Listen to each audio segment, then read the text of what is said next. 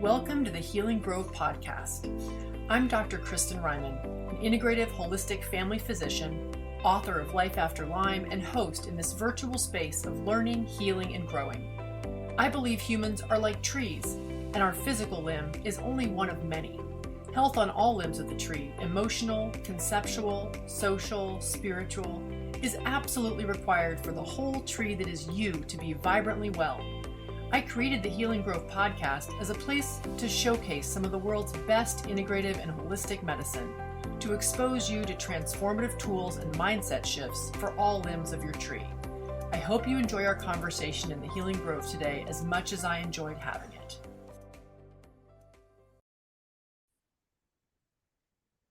Hey everyone, welcome back to the Healing Grove podcast. I'm your host, Dr. Kristen Ryman, and I have with me today Dr. Geoff Dow, who I'm really excited to introduce you to.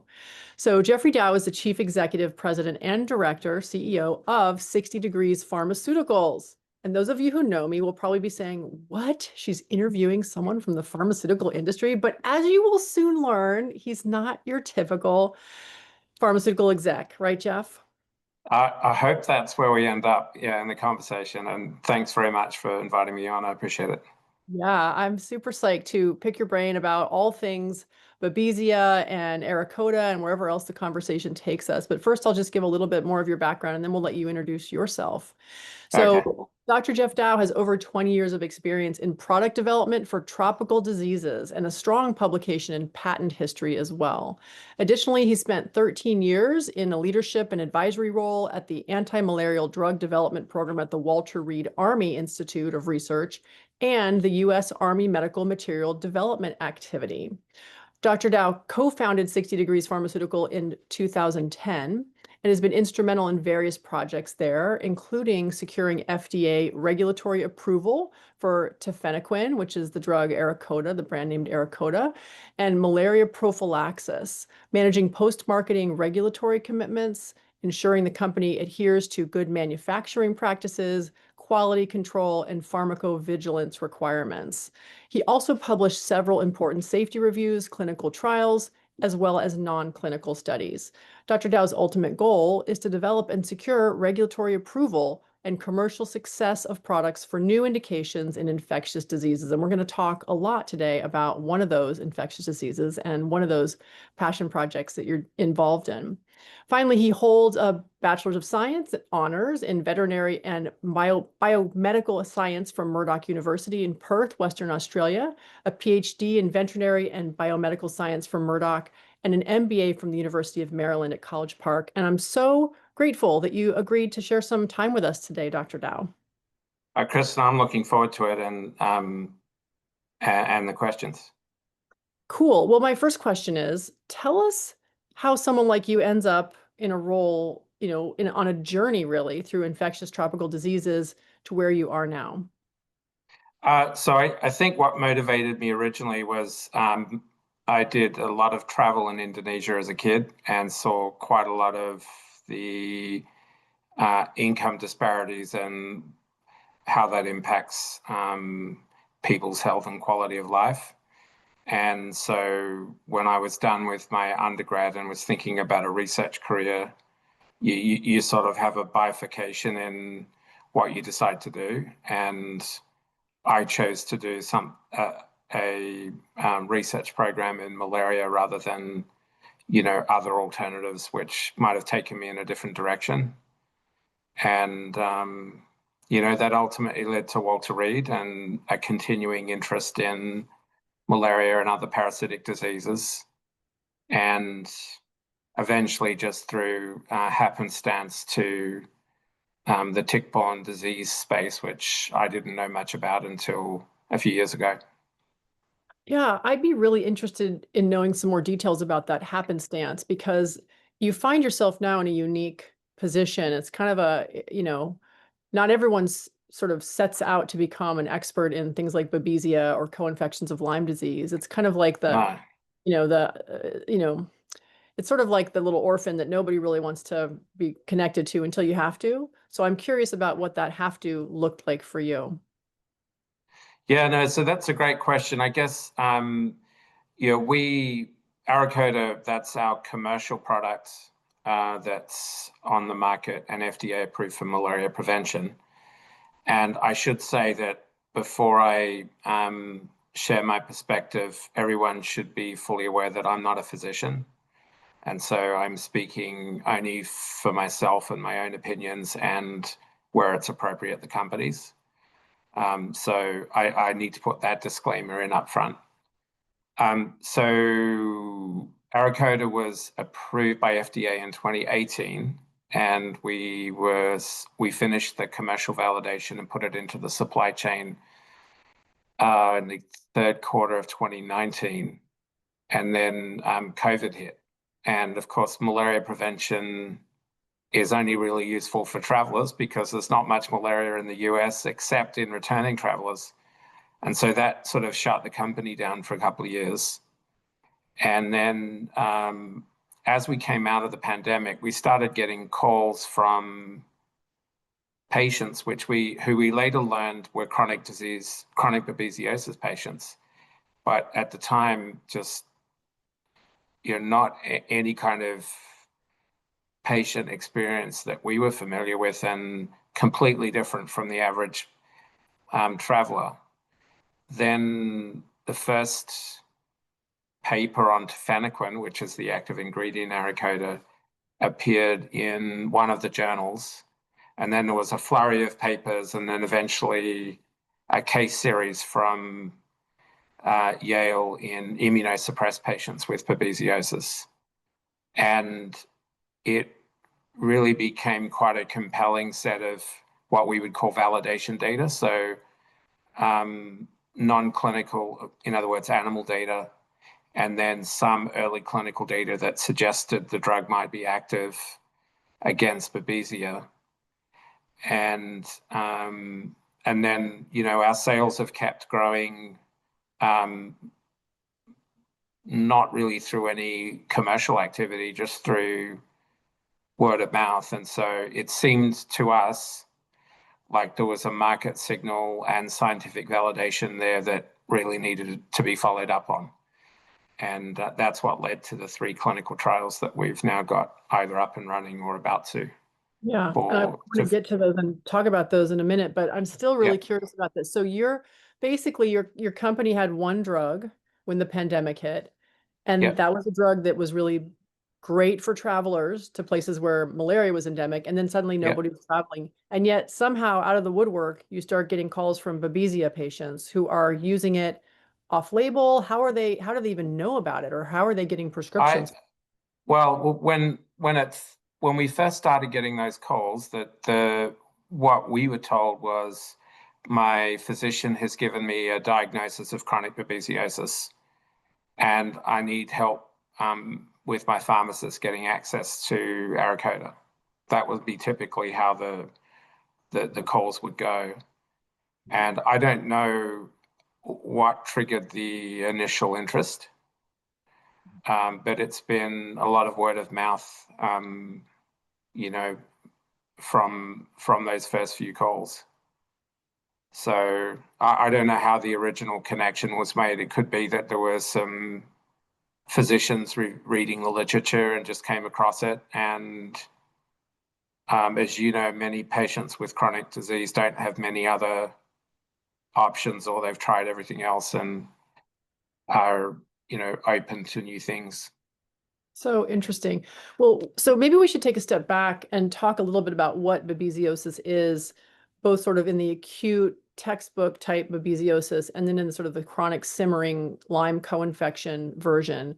Are you willing to give us a little bit of an overview of those two things? Yeah, I'll share what I understand, and hopefully that lines up with the perspectives of your listeners.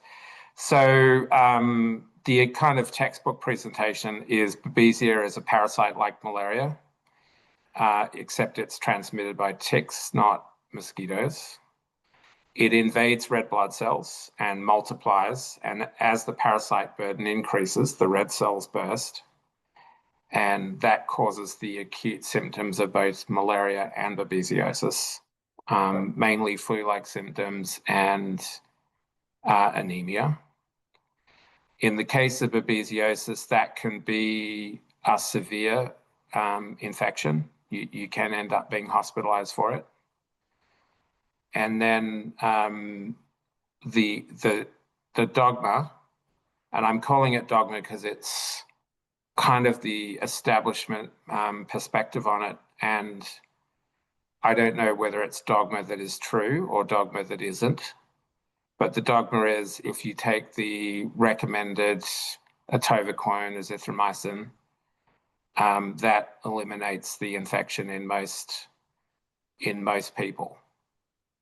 And except in the case where you have a recognized medical condition like asplenia, so no spleen, or objective evidence of immunosuppression like taking a B-cell depleting antibody or being a transplant patient or something like that.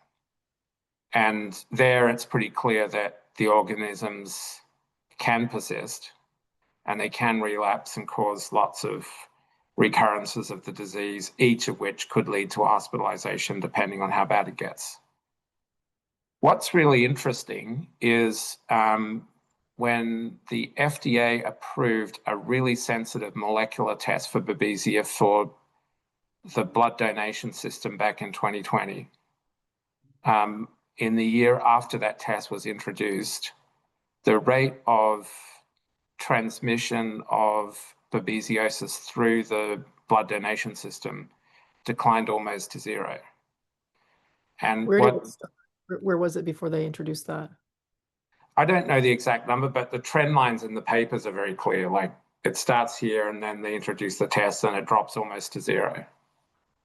And the way I interpret those data is if you're donating blood, you're asymptomatic, or at worst, you would have mild symptoms that you wouldn't ascribe to anything specific. So if the introduction of a molecular test can clean up bloodborne transmission, it means two things. One, there were still parasites there that were viable. Mm-hmm. And you were asymptomatic, and that is well accepted in the scientific community. It's not controversial. So then you have this idea that how many people are there who are asymptomatic and harboring a low-level Babesia infection that they don't know about, and then you get to the controversial part of it, which is in what physicians or experts call immunocompetent people, so people who have a spleen, who aren't immunosuppressed.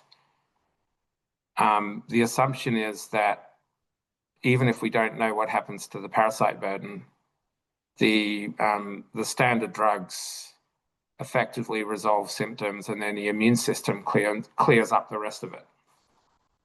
And then the question is, what happens to folks who've been bitten by a tick, they contract COVID, and all the immune dysregulation that occurs as a consequence of chronic illness? Are they able to control Babesia infections in the same way that someone with a completely normal immune system is? And the answer to that is, if you're being open-minded and following the scientific method, is if there aren't studies on it, how do we know? And that's kind of where I am in my thinking about chronic babesiosis as a disease, and then thinking through how you would approach a therapeutic strategy to address it. Well, yeah, and my first thought goes to, wow, if there's a test that they now use since 2020 in blood banks and donation centers to make sure that the blood isn't contaminated with Babesia from some asymptomatic carrier, why aren't we all using that test to screen everybody? I don't know the answer to that. I mean, well, I can speculate, Babesia. but yeah, I mean, I think part of it is if you're a product developer and you type chronic babesiosis into PubMed, you don't find a case definition, you don't find incidence. And then if you start talking to traditional infectious disease physicians, in a curious way. There's a range of perspectives between, oh, there's nothing in the literature, so it doesn't exist, to it doesn't exist. And so it's this kind of, like, if you want a company to develop a product or a test, you need to have evidence of a market. But if there's no evidence of a market, then, so you're sort of in this chicken and egg situation where folks who experience the disease know it's a real thing. They know the symptoms are real and this is a problem that needs to be solved. Drug companies and device manufacturers answer to shareholders who reasonably ask, well, where's the case burden and why should I care from a financial perspective? And with chronic babesiosis, that's the state of play at the moment. Until someone shows that there's a market there, the product development won't follow. And obviously, that's one of the missions that we have, is proving efficacy, but proving there's a viable market there as well from a shareholder standpoint. So I'd love to talk about how your trials are sort of aimed at that result. Yeah. But I first think it might be useful for listeners to just get a sense of, okay, so if there maybe is this subset of people who harbor Babesia, don't necessarily have symptoms they connect to Babesia, because Babesia doesn't really exist in the minds of a lot of doctors, right? Chronic Babesia, for the reasons you named. There's no trials, there's no studies, there's no sort of formal definition.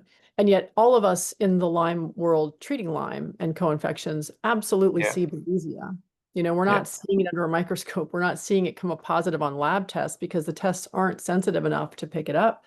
But there certainly is this large group of people in the world who aren't kind of formally immunocompromised, but are seriously not, their immune system seriously not doing its job, right? So they could be sort of the subclinical immunocompromised set.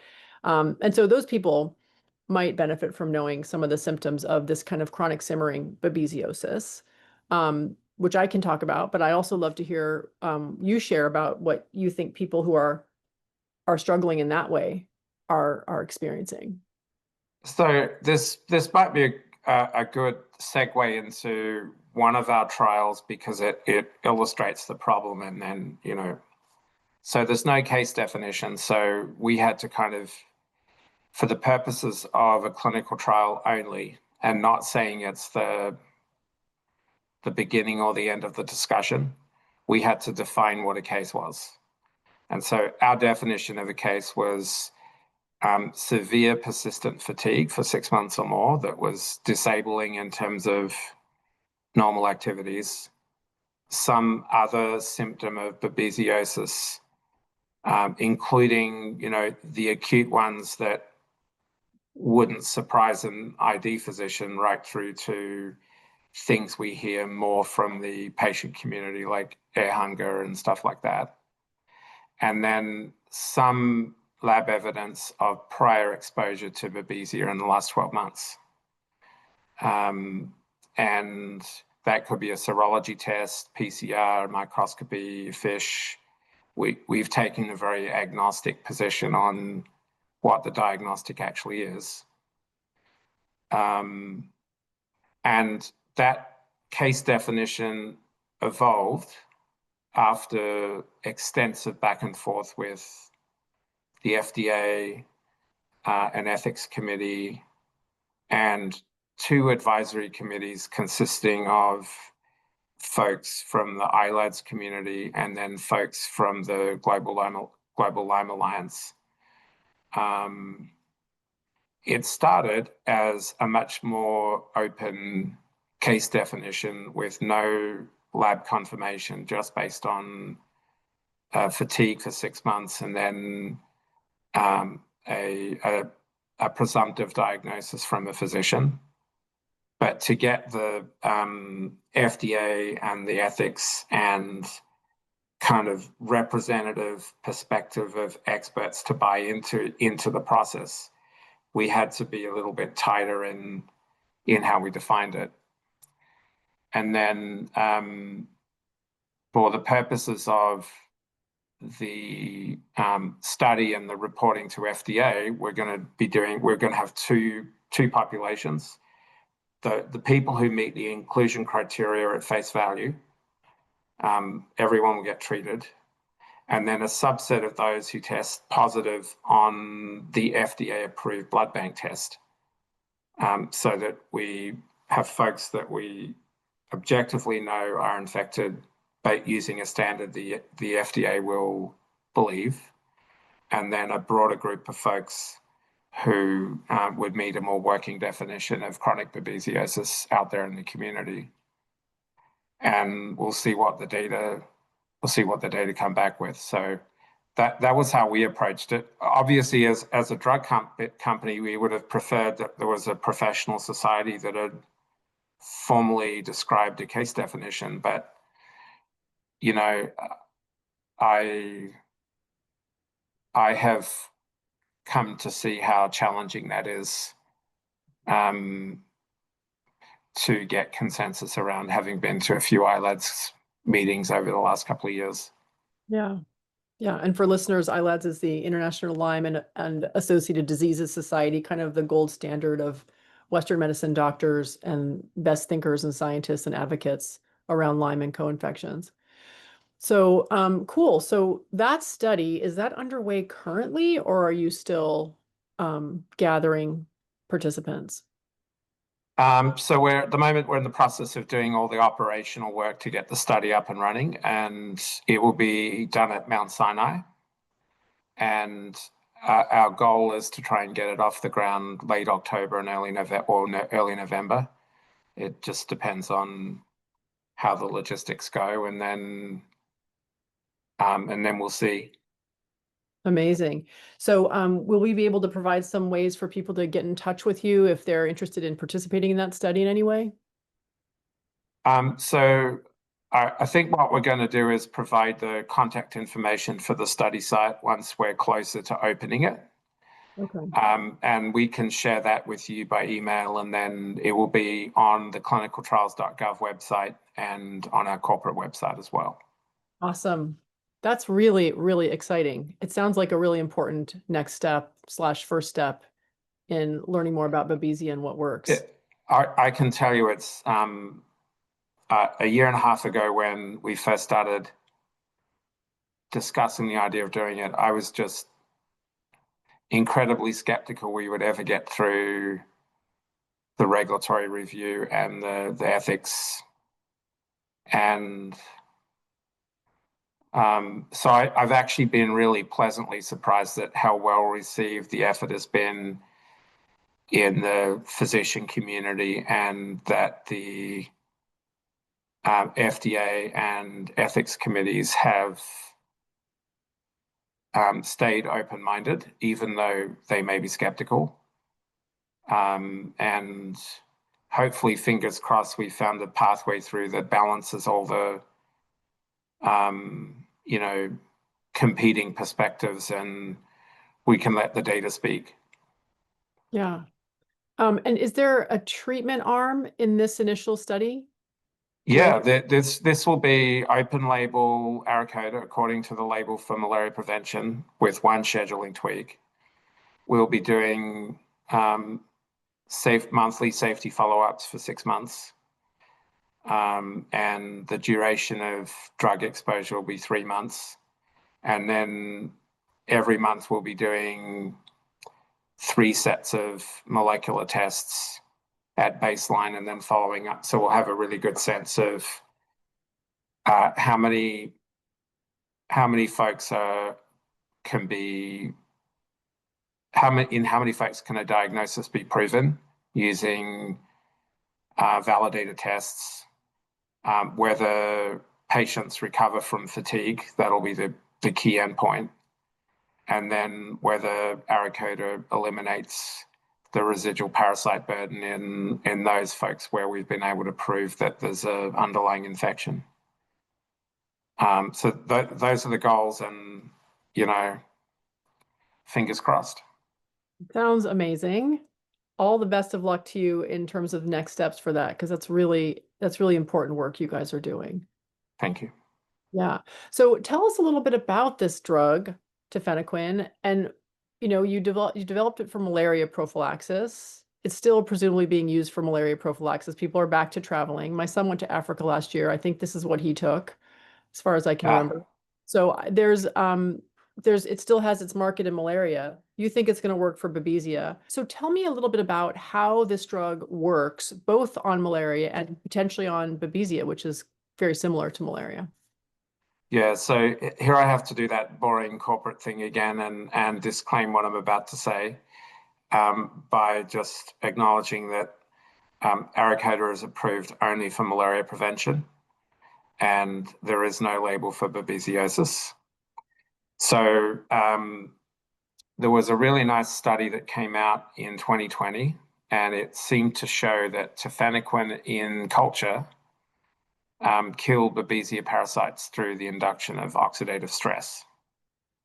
That's the same mechanism that we think that tafenoquine kills malaria parasites. And then in the animal models, similar doses clear acute infections of both parasites. So all the non-clinical literature sets up the hypothesis that doses of tafenoquine that work for malaria in humans have the potential to work against Babesia in patients as well. So there was a team at Yale who took that scientific data and said, well, let's combine it with standard of care in high-risk patients who've failed all their prior therapies. And that data was published in April or May of last year. And in 4 out of 5 patients who had previously failed a variety of medications to treat their relapsing babesiosis, in 4 out of 5 patients where weekly tafenoquine was combined with standard of care, they saw clinical recovery and sequential negative PCRs, and concluded that that meant those patients had been cleared of their infection. So that was the starting point before we started a clinical trial program to try and confirm those findings from academic labs. And that's what we're in the process of doing. Yeah. So to back up one half step, oxidative stress, is tafenoquine itself an oxidant? Like, is it actually ripping electrons off of things that are weakly holding onto them, or is it creating a bunch of free radicals through oxidation that then go around and do that work? So the theory looking at primaquine, which is easier because it has a shorter half-life and there's just more metabolism, is it seems to be activated to reactive oxidative intermediates by either hemoglobin or enzymes in red cells or the liver. So it's sort of it's almost, I think the folks who study that all the time actually call primaquine and tafenoquine prodrugs of oxidant intermediates that do the business end, but it's very specific. It seems to occur in specific places in the body with specific parasites. So it's almost like a little Trojan horse that finds its way into the red Yeah, blood, sort of cluster bombs. yeah, yeah, and there are 2 dose-related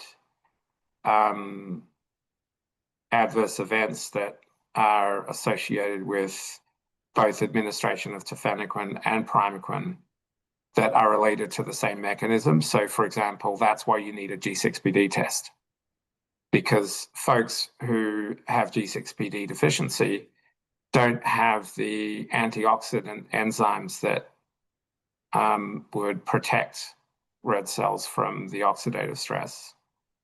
and met hemoglobin, which is dose related but transient.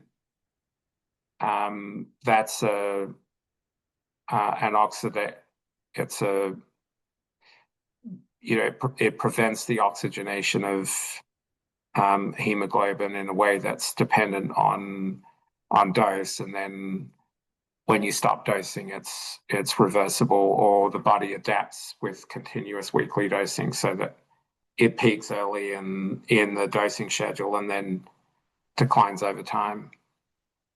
Yeah. So I've been thinking a lot about G6PD. I'm glad you brought it up. It seems to be there's sort of controversy about what the best test is. It's an X-linked genetic deficiency, correct? So it travels on the X chromosome. Men only have one of those. So if they have one copy, that's enough to confer the sort of susceptibility. What's your thought about women who have one copy and have a normal copy, but also a mutant G6PD? Do you feel like that confers the same risk? Are those people, not candidates for tafenoquine? So this is where there's a little bit of controversy in the literature. So I'll share one perspective and I'll share the alternate perspective, and then we can go from there. Great. So in our database that we submitted to FDA, which had 3,000 patient exposures, there was one incident where the administrative failure to administer a G6PD test resulted in the necessary to do a blood transfusion following tafenoquine administration at a high dose. And then there were several cases where there was falls in hemoglobin that were more than average, but no symptoms were recorded, and those tended to be in women. So when the FDA reviewed that data, the way they wrote the label was a G6PD test must be administered prior to use. And then they warned that that doesn't completely resolve the risk of anemia in some cases, and so that needs to be watched. So my perspective on this is that the most important thing is that a patient gets a G6PD test, because that eliminates the vast majority of the risk. Right. And are you talking about like the genetic test, or are you just looking at activity, which then could replicate? The commercially available tests are all based on enzyme activity. Okay. And they tend to come back with a yes or no answer based on the parameters of the test performance. And our drug label says that dosing based on a yes or a no outcome is appropriate.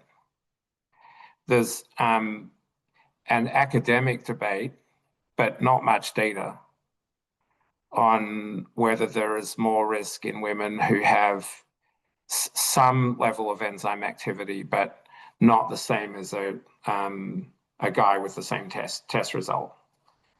And some strong feelings amongst some in the academic community about that. But from a labeling perspective, we follow the FDA's advice in how we talk about that risk. And at the moment, the way they've written the label is do a test, follow the yes or no outcome, and that's the way patient care should be managed. Great. So I'd love to talk more a little bit about how patients are managed and how closely your company works with patients and potential users. I know we talked a little bit about this when we initially met, about what it means to be kind of a founder-led and mission-driven pharmaceutical company that has a lot of patient-facing activity, right? You have people who call you up and tell the stories, I think. Yeah, so we it's a tricky question to answer. So I'm thinking about my answer. We hear a lot of patient testimony about before and afters. And what I can say is that when you hear a life story that, you know, a typical trajectory is not unusual based on what I'm going to describe. So I've heard several times people say, I used to be fit and healthy. I got bitten by a tick. That was 10 years ago. I saw 13 doctors before I got a diagnosis of chronic Lyme or Bartonella or whatever it was. It was very hard to get someone to listen to my description of chronic fatigue and symptoms, and very validating when I did get a diagnosis. Then I took meds for Bartonella or Lyme disease, and maybe that helped a bit. But then my doc says that I've got chronic babesiosis, and so that's sort of the entry point. And then, you know, sometimes we've had stories that are quite compelling about patient recovery after taking a course of Arakoda, and that's not me recommending it. That's just conveying that, being honest. We've had several of those stories. And when we hear that, it's very validating and for us and quite motivating to keep doing what we're doing. And, you know, our goal is to try and validate that patient experience in a way that means that maybe in a couple of years from now, in our next conversation, I can say to you, and according to the label, Arakoda seems to provide some benefit in patients, but that is not where we are yet, but where we hope to be when our trials are finished. Yeah. So just to make this clear for people, so there are physicians out there who are using Arakoda off-label, right? And even though that's not recommended by you and it's not FDA approved, doctors are allowed to use medicines off-label based on their clinical judgment and the patient in front of them. And you've gotten testimonials already from patients who feel better after using this medicine for what they're calling their chronic babesiosis symptoms. I think that's a fair way of putting it. And, you know, our job at the moment is our job is to collect data and put together a package and go and talk to the FDA and, you know, provide a framework where our physicians can follow a label rather than, you know, doing their best, exercising their best judgment on the information that's available. Yeah. So I'm sure there are going to be some people who hear this who already self-identify as folks struggling with chronic babesiosis or tick-borne infections with a whiff of babesia somewhere in there, who are going to want to say, hey, how can I support this mission? This seems like really, like, I feel like it seems like you've got some legs on this project and it's going to go places, and it's hopefully going to show that this medication should be approved. What can people do to get involved to support this mission? It would be wonderful if people could buy our shares. Okay. That's a you know, we're a tiny company, and so the more people that buy our shares, the more stable it is, and it allows us to more efficiently raise the resources we need to do the trials. So that's one really practical way is, you know, do a share purchase. Great. So you're And publicly traded and people can just find you through their yeah, normal. SXTP is the NASDAQ stock ticker. And Okay. then I don't know whether the chronic babesiosis trial program is headed yet, and whether it will take 25 patients or 100 patients. We're going to start with 25 and see how we go. But that's the other way too, is if there are patients out there that have interest in clinical trials, then that's a way we can help them and they can help us by participating. Beautiful. Awesome. Is there anything else that we haven't touched on yet that you feel would be important to share with this community of folks who struggle with mystery illness, maybe Babesia, maybe not, but generally speaking, often feel unheard, unseen, kind of undervalidated? So I'm just going to share a number that I didn't know until recently, but I've been thinking a lot about. So the symptom that cuts through all of these diseases is chronic fatigue. So, fatigue lasting 6 months or longer. Obviously, the defining feature of chronic fatigue syndrome, it's half of long COVID patients report that symptom.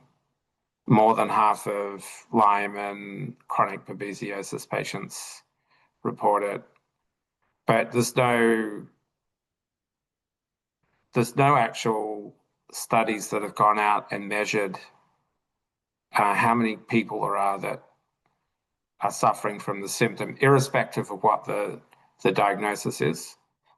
So we did some market research. You obviously focused on chronic babesiosis earlier in the year, but that number's 10 million. So 10 million Americans, that's the center of the Venn diagram between the symptoms and then the common defining feature. 10 million Americans. And I think as we get more data, we're going to find common immune pathways or pathways of dysregulation across all of the diagnoses that lead towards chronic fatigue. And I hope that as we start publishing some of that data, that it becomes a motivating force for product development, because 10 million people is a huge market, huge issue and unmet medical need for patients, but seems to me like should be a huge focus of the pharma industry moving forward. And we're certainly interested in that space and are thinking about it. Yeah. Wow. Sobering. Yeah. Well, this has been a really unique and insightful conversation. I really appreciate kind of hearing some of the inner workings of how this drug was developed, how it kind of pivoted, like so many of us during COVID, to find where's the need now? How can I still make a difference in the world with what I have and what I've been focusing on, based on what's here now and what's available. So kudos to you for sticking with it despite that rocky pandemic. Gosh darn that thing. It threw so many people off their game. But I'm really glad you stuck it out, because it sounds like you guys are going to really change the game. So thank you. Thank you. Yeah, I mean, it's about making lemonade when you've got lemons, because the lemons won't be there all the time. So you kind of got to do what you got to do. Yeah, you really do. Well, thank you, Dr. Dow. This has been such a pleasure. Okay, thanks a lot. I hope you enjoyed this episode of the Healing Grove podcast. If you liked it, please be sure to like and subscribe. And if you want to deepen your experience further, consider grabbing a copy of the Healing Grove playbook. With journal prompts for this podcast and 41 others, it's the perfect place to record your learnings, keep track of the tools you explore, and reflect on your own experience. Finally, it's important to mention that even though I am a doctor, nothing you hear on this podcast, whether from myself or my guests, constitutes medical advice. Any intervention you try should always be discussed with and supervised by a trusted member of your own healing team. Thanks for listening, and see you next time in the Healing Grove.